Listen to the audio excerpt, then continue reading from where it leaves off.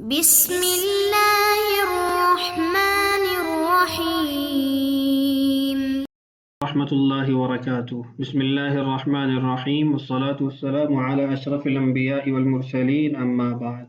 معزز سامعین، کتاب البیع کا بیان چل رہا تھا۔ اس سے قبل ویڈیو کے اندر ہم نے بیع کی تعریف پڑھی تھی اور اسی کے ضمن میں مال کس کو کہتے ہیں اور مال متقوم غیر متقوم کی تعریف بھی پڑھی تھی۔ آج کی اس ویڈیو کے اندر ہم ارکان بیع سے متعلق پڑھیں گے کہ بیع کے ارکان کیا ہیں۔ تو آئیے پہلے عبارت پڑھ لیتے ہیں، اس کے بعد پھر ان احکامات کو سمجھتے ہیں۔ فرماتے ہیں ينعقد بإيجاب وقبول بلفظي الماضي وبتعاط في النفيس والخسيس، فمبادلة المال بالمال علة صورية للبيع، والإيجاب والقبول والتعاطي علة مادية له، والمبادلة تكون بين اثنين فهما العلة الفاعلية، ولم يقل على سبيل التراضي ليشمل ما لا يكون بالتراضي كبيع المكره فإنه ينعقد هو الصحيح، إنما قال هذا لأن عند البعض إنما ينعقد بالتعاطي في الخسيس لا في النفيس، والتعاطي عند البعض الإعطاء من الجانبين، ويكفي عند البعض من أحد الجانبين، كما إذا ساوم أحد المبيع ولم يكن معه وعاء يجعل المبيع فيه فكال ففارقه فجاء بالوعاء وأعطى الثمن فهو جائز، ولو قال كيف تبيع الحنطة فقال قفيزا بدرهم وقال كلي 5 أقفزة فكال فذهب بها فهذا بيع وعليه 5 دراهم۔ یہ ہے آج کے ہمارے اس سبق کی عبارت۔ بنیادی طور پر اگر دیکھا جائے تو اس عبارت میں مصنف رحمہ اللہ نے بیع کے رکن ایجاب اور قبول کو ذکر کیا ہے، جس کے اندر پھر ضمنی طور پر بیع تعاطی کا بھی تذکرہ آ گیا ہے۔ تو اس لیے عبارت پڑھ کر عبارت سے مسئلے کو سمجھنے سے قبل بیع کا جو رکن ہے ایجاب اور قبول، اس سے متعلق بات کر لیتے ہیں۔ بیع کے ارکان سے متعلق 7 مباحث میں ذکر کروں گا۔ آپ اس کو اپنے پاس لکھ بھی سکتے ہیں، محفوظ بھی کر سکتے ہیں اور اس کو اچھے طریقے سے یاد کر لیجئے۔ سب سے پہلی بات یہ ہوگی کہ بیع کے ارکان کیا ہیں۔ دوسرا یہ کہ ایجاب اور قبول کہتے کس کو ہیں۔ تیسرا یہ کہ ایسے کون سے الفاظ ہیں جن سے ایجاب اور قبول کیا جائے گا۔ اور چوتھا ایجاب اور قبول کی 3 صورتیں۔ پانچواں ایجاب اور قبول کی شرائط۔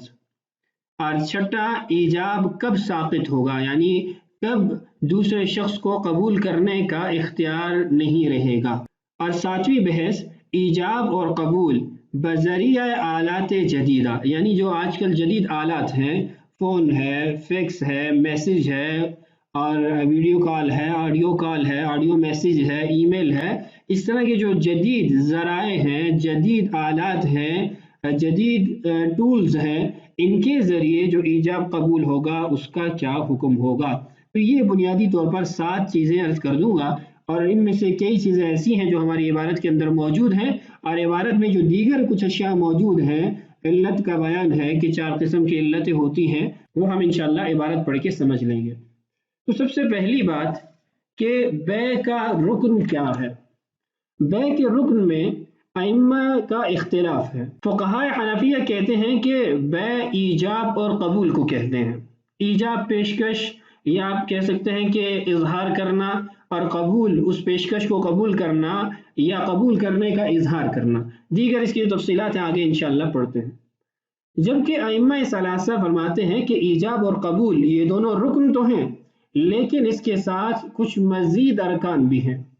وہ مزید ارکان کیا ہیں کہ فروخت کنندہ موجود ہو، فروخت کرنے والا موجود ہو، خریدنے والا موجود ہو یعنی مشتری، ان دونوں کے اندر بیچنے اور خریدنے کی اہلیت پائی جاتی ہو۔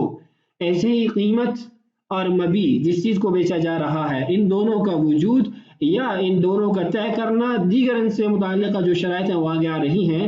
تو یہ تمام تر چیزیں 4 یہ ہو گئی، اور ایجاب اور قبول یہ 7 چیزیں ائمہ ثلاثہ کے نزدیک رکن کہلاتی ہیں بیع کے اندر۔ جبکہ حنفیہ کے نزدیک یہ بقیہ 4 چیزیں ہیں، بیچنے والا، خریدنے والا، بیچی جانے والی چیز اور اس کی قیمت، یہ مقومات کہلاتے ہیں۔ بظاہر دیکھنے میں فرق کچھ بھی نہیں ہے، اس لیے کہ حنفیہ کے نزدیک بھی ان 4 چیزوں کا ہونا ضروری ہے ایجاب اور قبول کے ساتھ، اور فقہاء ثلاثہ کے نزدیک، ائمہ ثلاثہ کے نزدیک بھی ایسا ہی ہے۔ بس یہاں پر ایک اصولی اختلاف ہے، عملاً اس کے اندر کوئی فرق نہیں پڑتا۔ اصولی اختلاف و اصول کی کتابوں میں آپ پڑھیں گے کہ رکن کس کو کہتے ہیں، شرط کس کو کہتے ہیں، تو اس اعتبار سے اگر دیکھا جائے تو حنفیہ کے نزدیک بقیہ 4 چیزیں رکن کے اندر داخل نہیں ہوتی۔ تو خلاصہ یہ ہے کہ فقہاء حنفیہ کے نزدیک بیع کا جو رکن ہے وہ ایجاب اور قبول ہے۔ اب دوسرا سوال یہ ہے کہ ایجاب اور قبول ہے کیا، کہتے کس کو ہیں؟ تو مختصراً یہ سمجھ لیجئے، جس عمل کے ذریعے 2 افراد یا 2 فریق یا 2 جماعتیں تبادلے کا معاملہ کرتے ہیں اس کو ایجاب اور قبول کہتے ہیں۔ یعنی ایجاب کا مطلب ہے کہ بیچنے کا اظہار کرنا، اور قبول کا مطلب ہے خریدنے کا اظہار کرنا۔ اب سوال یہ پیدا ہوتا ہے کہ موجب کون ہے، یعنی ایجاب کرنے والا کس کو کہیں گے، یا کس کے قول کو ایجاب کہیں گے اور کس کے قول کو قبول کہیں گے۔ تو اس میں بھی فقہاء کا اختلاف ہے۔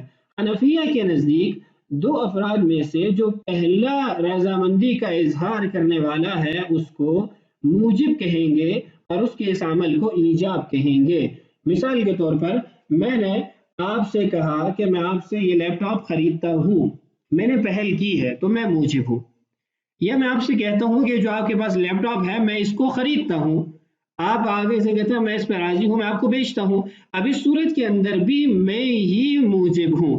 اب پہلی صورت میں بائع ہوں اور دوسری صورت میں مشتری ہوں، لیکن دونوں کے اندر موجب میں ہی کہلاؤں گا، ایجاب کرنے والا میں ہی کہلاؤں گا۔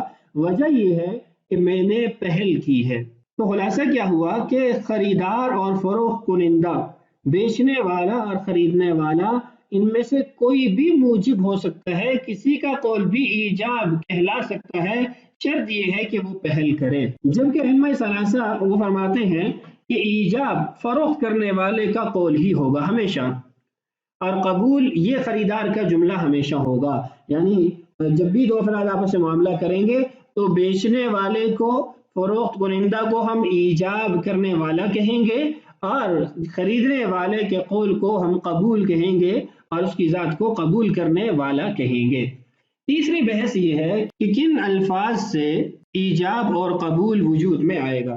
تو اس کا جواب یہ ہے کہ ہر وہ کلمہ جس کے اندر انشاء کا معنی پایا جاتا ہو، چیز کو وجود دینے کا معنی پایا جاتا ہو، اور بیع شراء کا معنی بھی ادا کرتا ہو، تو اس سے ایجاب اور قبول ہو جائے گا۔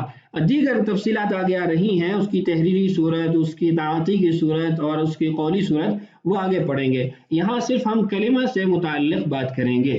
اور عربی زبان کے اندر ماضی کا صیغہ استعمال کیا جائے گا، یا پھر اگر حال کا صیغہ استعمال کرنا ہے تو اس کے ساتھ کوئی ایسا قرینہ ذکر کرنا ضروری ہے جس سے حال پر دلالت ہو۔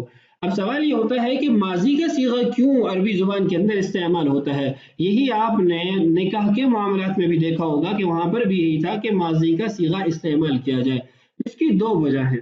ایک وجہ یہ ہے کہ بیع شریعت کا امر ہے، یعنی ہم شرعی طریقے پر بیع کرتے ہیں تو یہ امر شرعی بن گیا، اور امر شرعی کیسے کرنا ہے، کیسے اس کو وجود دینا ہے، یہ بھی شریعت بتائے گی۔ تو شریعت نے یہ بتایا کہ ماضی کے صیغے کے ساتھ تم ایجاب اور قبول کیا کرو، انشاء عمل یا انشاء فعل کیا کرو، تو شریعت کا امر ہے، شریعت نے طریقہ بتایا، اس کو ویسے ہی وجود دیں گے۔ دوسری بات یہ ہے کہ عربی زبان کے اندر جو حال اور مستقبل 2 زمانے ہیں، ان دونوں کے لیے ایک صیغہ استعمال ہوتا ہے۔ مثال کے طور پر ایک شخص نے کہا ابیعو، میں بیچتا ہوں یا میں بیچوں گا، اس کے 2 مطلب بن جائیں گے۔ یعنی لفظ ابیعو کے 2 مطلب ہیں، میں بیچتا ہوں حال میں، میں بیچوں گا مستقبل میں۔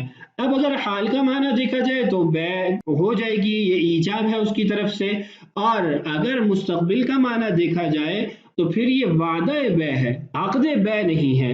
تو اس لیے جب 2 احتمال پائے جا رہے ہیں صیغے کے اندر تو اس کے 2 حل ہیں۔ ایک حل یہ ہے کہ وہ کہے ابیعو کا حالن، میں حالن آپ کو یہ چیز بیچ رہا ہوں، تو اس کے اندر حال کا معنی طے ہو گیا۔ بصورت دیگر اگر وہ آگے کوئی اور لفظ نہیں لگاتا تو اس صورت کے اندر اس کو ماضی کا صیغہ استعمال کرنا چاہیے، بعتک ھذا الشیء اشتریت ھذا الشیء، دونوں جو صیغے ہیں وہ ماضی کے ہوں، یا اگر مضارع کا صیغہ استعمال کرتے ہیں تو ساتھ ایسا کوئی قرینہ لے آئیں جس سے وہ جو صیغہ ہے حال کے اندر مقید ہو جائے اور مستقبل کا احتمال اس سے ختم ہو جائے۔ چوتھی ہماری بحث یہ ہے کہ ایجاب اور قبول کی صورتیں. ایجاب اور قبول کی 3 صورتیں ہو سکتی ہیں. زبانی طور پر ایجاب اور قبول کرنا، زبان سے کوئی شخص بولتا ہے کہ میں نے یہ چیز آپ کو بیچی، وہ کہتا ہے میں نے یہ نئی چیز خرید لی. یا تحریری طور پر لکھ کر خط وغیرہ کے ذریعے یا کسی بھی اعتبار سے لکھنا اور ایجاب اور قبول تحریری صورت میں کر لینا. اور تیسرا عملاً ایجاب اور قبول کرنا، جس کو ہم تعاطی فقہی زبان میں کہتے ہیں. تو 3 صورتیں ہیں، زبانی طور پر، تحریری طور پر اور عملی طور پر. پہلی جو 2 صورتیں ہیں زبانی طور پر اور تحریری طور پر، اس کے جو قیودات ہے وہ عرض کر دیتا ہوں کہ زبانی طور پر اور تحریری طور پر جب بھی ایجاب قبول ہوگا، جیسے میں نے پہلے بتایا، اس کے لیے وہ کوئی وعدہ کا لفظ استعمال نہ کرے. وعدہ کے لفظ کے اندر مضارع کا صیغہ آ جائے گا کہ میں آپ سے یہ چیز خریدوں گا، یا اشتری من کا ھذا، جس کے اندر یہ بھی احتمال ہے کہ میں آپ سے خریدوں گا. تو ایسا لفظ نہ بولے جس کے اندر صراحتاً مستقبل کا معنی ہو یا اس کے اندر احتمال مستقبل کے معنی کا ہو، جیسے مضارع کا صیغہ ہے. اور اسی طرح کوئی ایسا جملہ بھی نہ بولے اور تحریر نہ کرے جس سے خبر کا معنی آتا ہو. خبر کا معنی کا مطلب یہ ہے کہ میں نے آپ سے یہ چیز خریدی تھی، اب یہ خبر ہے، اس کے ذریعے ہم انشاء عقد نہیں کر سکتے، اس لیے کہ یہ مطلقاً خبر ہے اور خبر کے ذریعے وہ وجود میں نہیں آ سکتا، یہ عقد وجود میں نہیں آ سکتا. تو اس لیے ضروری ہے کہ انشاء وجود میں لانے والے الفاظ کا استعمال کیا جائے. ایسے ہی ایجاب اور قبول کے اندر اگر ایک فرد بھی خاموش رہتا ہے تو اس کی خاموشی اس کی رضامندی پر دلالت نہیں سمجھی جائے گی، اس لیے کہ فقہی قاعدہ ہے لا ينسب الى ساکت قول، کہ عام حالات کے اندر، یہ عام حالات کی قید میں اس لیے ذکر کر رہا ہوں، یہاں کچھ ایسے احکامات بھی ہیں جن کے اندر خاموشی کو اس کا بیان سمجھا جاتا ہے، وہ بھی عرض کرتا ہوں، لیکن عام حالات کے اندر خاموش رہنے والے کی طرف کسی قول کی نسبت نہیں کی جاتی، اس کی خاموشی کو کسی چیز پر دلالت نہیں شمار کیا جاتا. ہاں، بعض صورتیں ایسی ہیں جس کے اندر خاموشی کو اس کا اقرار سمجھ لیا جاتا ہے، جس کو ہم فقہی قاعدے کے مطابق یوں کہہ سکتے ہیں السکوت فی معارض الحاجت بیان، جہاں آپ پر جواب دینا لازم ہو اور آپ خاموشی اختیار کریں تو وہ آپ کی طرف سے جواب ہی سمجھا جائے گا، آپ کی رضامندی پر ہی دلالت کیا جائے گا. جیسے مدعا علیہ سے کہا گیا کہ قسم اٹھاؤ، اب اس پر لازم ہے، معارض الحاجہ ہے، اس کو بولنے کی حاجت ہے، بولے گا تو اپنے آپ کو بچائے گا. اگر خاموشی اختیار کرتا ہے تو اس صورت کے اندر مدعا علیہ پر وہ چیز لازم ہو جائے گی. ایسے ہی کنواری لڑکی ہے، اس سے جب نکاح کی اجازت لی جائے تو وہ خاموش ہو یا وہ مسکرا دے تو اس کی خاموشی، اس کا مسکرانا اس کی رضامندی پر دلالت سمجھا جاتا ہے. عام حالات کے اندر خاموشی کو رضامندی نہیں سمجھا جاتا. تحریر کی کچھ اور تفصیلات بھی ہیں جو ہمارے آج کل جدید ذرائع ہیں یا قولی صورتوں کے اندر جو ہمارے جدید ذرائع کے ذریعے بات چیت ہوتی ہے، وہ انشاءاللہ ہم 7ویں پوائنٹ کے تحت پڑھیں گے. تیسری چیز تھی کہ عملاً ایجاب اور قبول کرنا، جس کو فقہی زبان میں تعاطی کا نام دیا جاتا ہے. اس کی مثال یوں قائم ہو سکتی ہے کہ آپ دکان پہ گئے، آپ کو معلوم تھا کہ یہ جو آئل کا پیکٹ ہے اس کی جو قیمت ہے وہ 200 روپیہ ہے. آپ گئے، وہاں کاؤنٹر پر آئل پڑا تھا، آپ نے آئل اٹھایا، 200 روپیہ رکھا اور چلے گئے. بائی نے وہ 200 روپیہ اٹھا کے اپنے کاؤنٹر کے اندر رکھ لیا، اپنے دراز میں رکھ لیا. اب بائی نے بھی تلفظ نہیں کیا، بائی نے بھی تحریر نہیں کی، آپ نے بھی تلفظ اور تحریر کوئی بھی عمل نہیں کیا، تو یہ عملاً آپ نے آپس میں بے کر لی، اس کو تعاطی کہا جاتا ہے. بعض اوقات یہ ہوتا ہے کہ دونوں طرف سے تعاطی ہوتی ہے اور بعض اوقات ایک طرف سے تعاطی ہوتی ہے، تو یہ دونوں درست ہیں. لیکن بے تعاطی کے لیے کچھ شرائط ہیں. وہ شرائط یہ ہیں کہ قیمت آپ کو پہلے سے معلوم ہونی چاہیے، یعنی مشتری کو قیمت معلوم ہونی چاہیے. اگر قیمت معلوم نہیں ہے تو وہ قیمت کا اس سے پتہ کرے گا تو یہ اس کی طرف سے ایجاب کی صورت قائم ہو جائے گی. ایسے ہی بے فاسد کی بنیاد پر بے تعاطی نہ ہو. بے فاسد کی بنیاد پر بے تعاطی کا کیا مطلب ہے کہ پہلے ایک معاملہ کیا جو درست نہ تھا. مثال کے طور پر کل آپ نے کوئی بے شرا کا معاملہ کیا، اس کے اندر بائی کی طرف سے ایسی شرط تھی جو مقتضی عقد کے خلاف تھی، جس کی وجہ سے وہ بے فاسد ہوتی تھی. آپ دونوں نے بے کو چھوڑا اور چلے گئے. اگلے دن آپ گئے اور آپ نے جا کر اس کو پیسے دی اور وہ چیز لے آئے انہی شرائط کے ساتھ جو اس نے کل طے کی تھی. تو یہ بے طاعتی بے فاسد کی بنیاد پر ہے، تو اس لیے اس بے طاعتی کو درست نہیں قرار دیا جائے گا، اس عقد کے اندر کمی آ جائے گی۔ اس کی ایک عام صورت آج کل بے طاعتی کی جو ہمارے ہاں رائج ہے، آپ نے بعض جگہوں پہ دیکھا ہوگا کہ ایک مشین لگی ہوتی ہے، اس کے اندر آپ سکہ یا ٹوکن وغیرہ ڈالتے ہیں تو اس کے اندر جو چیزیں رکھی ہوتی ہیں مالک کی طرف سے وہ خود بخود باہر آ جاتی ہیں، پیپسی وغیرہ اور اس طرح کی دیگر چیزیں جو ہیں وہ خود باہر آ جاتی ہیں۔ تو یہ بے طاعتی کی ہی شکل ہوتی ہے کہ آپ کی طرف سے وہاں پیسے ڈالے جاتے ہیں اور وہاں سے آپ کو مبی مل جاتا ہے، آپ کی مطلوبہ چیز مل جاتی ہے، نہ آپ کلام کرتے ہیں اور مشین میں سے بھی کلام کرنے والی نہیں ہے، تو آپ یوں اپنے یہ خریداری کر کے آ جاتے ہیں۔ یہ بے طاعتی کی کچھ تفصیل تھی، مزید تفصیل اس کی ہماری کتاب میں بھی آ رہی ہے کہ نفیس اور خسیس دونوں چیزوں کے اندر بے طاعتی ہو سکتی ہے یا صرف خسیس چیزوں کے اندر بے طاعتی ہو سکتی ہے، اور ایسے ہی بے طاعتی کے اندر یک طرفہ خاموشی یا دو طرفہ خاموشی، دو طرفہ بے طاعتی دونوں درست ہیں یا ایک درست ہے، یہ انشاءاللہ ہم کتاب کی عبارت پڑھ کے وہیں پہ سمجھتے ہیں۔ یہاں ایک اور بات ذکر کر دوں کہ فقہائے شافعیہ جو ہے وہ بے طاعتی کے قائل نہیں ہے، مطلب بعض فقہائے شافعیہ وہ کم قیمت والی اشیاء میں بے طاعتی کی اجازت دے دیتے ہیں، ان کے مذہب کی تفصیل ابھی چونکہ ہمارا دورانیہ بڑھ رہا ہے، بحث طویل ہے تو اس لیے اس طرف نہیں جاتے۔ اگلی جو ہماری بحث ہے وہ ہے ایجاب اور قبول کی شرائط۔ ایجاب اور قبول کی شرائط میں بنیادی طور پر چار چیزیں، یعنی چار بنیادی اور اہم شرائط ہیں۔ پہلی بنیادی اور اہم شرط یہ ہے کہ ایجاب اور قبول میں مطابقت ہو، یعنی موافقت ہو۔ مطابقت اور موافقت مبی میں بھی ہو، ثمن میں بھی ہو، اور اسی طرح مشتری کا قول اور مبی کا قول ایک جیسا، ان تمام چیزوں کے اعتبار سے مطابقت اور موافقت ہونی چاہیے۔ مثال کے طور پر میں آپ سے کہتا ہوں کہ میں آپ کو یہ جو میرے ہاتھ میں قلم ہے یہ 20 روپے کا بیچتا ہوں، آپ جواب میں کہتے ہیں میں 15 روپے کا خریدتا ہوں، تو میرا ایجاب اور آپ کا قبول ثمن کے اعتبار سے موافقت نہیں رکھتا، مطابقت نہیں رکھتا۔ تو اس لیے جب آپ نے کہا کہ میں 15 کا خریدتا ہوں، یہ آپ کی طرف سے ایجاب ہے۔ اب اگر میں قبول کرتا ہوں 15 روپے میں تو ہماری بیعت عام ہو جائے گی، وگرنہ موافقت نہ ہونے کی وجہ سے، مطابقت نہ ہونے کی وجہ سے یہ ایجاب اور قبول ساقط الاعتبار ہیں۔ ایسے ہی میں نے آپ کو کہا کہ میں آپ کو اپنا یہ موبائل بیچتا ہوں، آپ کہتے ہیں میں آپ کا فلاں موبائل خریدتا ہوں، اس موبائل کے علاوہ آپ کہتے ہیں، تو یہ بھی ہماری ایجاب اور قبول میں مطابقت اور موافقت نہیں ہے، تو یہ بھی درست نہیں ہوگا۔ اسی طرح یعنی نقدی ہے یا نقدی کی قسم ہے، میں آپ سے کہتا ہوں کہ میں آپ کو 100 روپے میں یہ چیز بیچتا ہوں، آپ کہتے ہیں میں آپ سے $2 میں یہ چیز خریدتا ہوں، تو یہاں پر بھی درست نہیں ہوگا۔ یعنی ایجاب اور قبول میں مکمل طور پر مطابقت پائی جانی چاہیے۔ دوسری شرط یہ ہے کہ قبول سے پہلے ایجاب ختم نہ کیا ہو۔ یہ آگے بھی آ رہا ہے کب ایجاب ختم ہو جائے گا، اس میں اس کی تفصیلات انشاءاللہ آ جائیں گی، قولاً یا تحریراً یا عملاً ایجاب کو ختم کرنا، اس کی تفصیلات انشاءاللہ ہمارے آخری پوائنٹ کے اندر، بلکہ آخری پوائنٹ سے پہلے جو ہمارا چھٹا پوائنٹ ہوگا یا 5واں پوائنٹ اس کے اندر آ جائے گی۔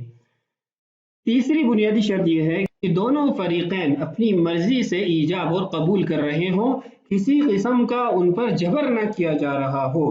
اگر بائع یا مشتری، ایجاب کرنے والا یا قبول کرنے والا، کسی ایک کو بھی اکراہن، زبردستی اور جبرن یعنی اس کام پر لایا جا رہا ہے، تو اس کو یہ اختیار حاصل ہوگا کہ جب اس کا یہ اکراہ یا اس پر یہ زبردستی ختم ہو جائے تو اس وقت وہ ختم کرنا چاہے تو ختم کر سکتا ہے، اگر ایجاب قبول کو باقی رکھنا چاہے تو باقی رکھ سکتا ہے۔ چوتھی جو شرط ہے اور آخری شرط وہ ہے کہ مجلس ایک ہو۔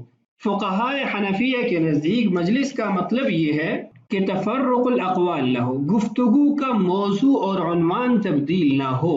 مثال کے طور پر میں اور آپ بیٹھے تھے اور بات چیت چل رہی تھی کتاب کے خریدنے کی، میں کہہ رہا ہوں 1000، آپ کہہ رہے ہیں 900، ہماری بات چل رہی تھی، اسی کے درمیان ہم کوئی اور باتیں شروع کر دیتے ہیں، کسی اور موضوع پہ بات چیت شروع کر دیتے ہیں، تو ہماری یہ مجلس مختلف ہو گئی، مجلس پہلے والی ختم ہو گئی، اب اس میں جو ایجاب کیا گیا تھا وہ ختم ہو گیا۔ ایسے ہی اگر کوئی ایسا عمل کیا جو اعراض پر دلالت کرتا ہے یا وہ بدنن اٹھ کے چلا گیا، اس مکان اور جگہ سے اٹھ کے چلا گیا، ان تمام صورتوں کو اتحاد مجلس کے برعکس سمجھا جائے گا مجلس کو ختم کرنے والا شمار کیا جائے گا، جبکہ فقہاء شافعیہ کے نزدیک جو مجلس کا اختتام ہے وہ تفرق الابدان ہے، جسموں کا مختلف ہونا ہے چاہے گفتگو مختلف ہوتی رہے۔ مزید تفصیلات آپ اس کی کتب فقہ کے اندر دیکھ سکتے ہیں۔ بہرحال 5 جو پوائنٹ تھے اس سے متعلق بات ہو گئی ہے، ویڈیو کے دوران یہ بڑھ گیا ہے، اگلی ویڈیو کے اندر انشاءاللہ ہم پوائنٹ نمبر 5، 6، 7 اور پھر اس کے ساتھ جو عبارت ہے کتاب کی اس کو حل کریں گے۔